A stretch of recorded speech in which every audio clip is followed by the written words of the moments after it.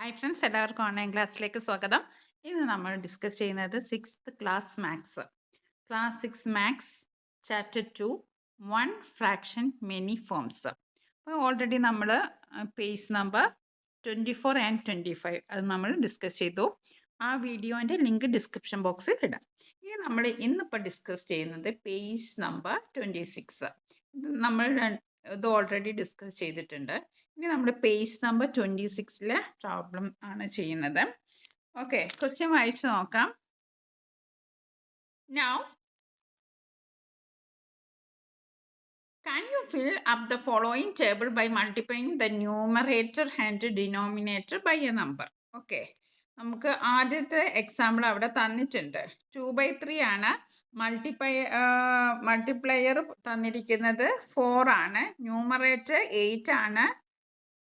Denominator 12 ആണ്. അപ്പോൾ 2/3 ആണ്. മൾട്ടിപ്ലൈ ചെയ്യുന്നത് 4നെ കൊണ്ടാണ്. അപ്പോൾ 2 × 4 8, 3 × 4 12. വളരെ സിമ്പിളാണ്.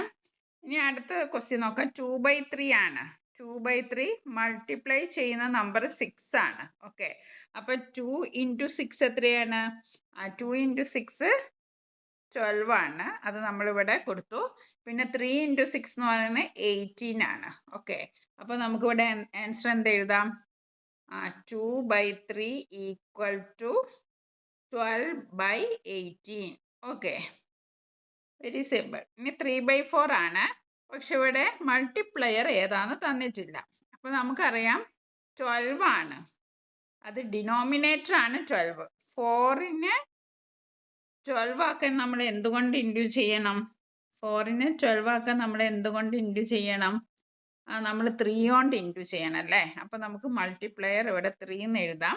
അപ്പോൾ 3 × 3 9, 4 × 3 12. അപ്പോൾ ആൻസർ എത്രയാണ്? 9/12.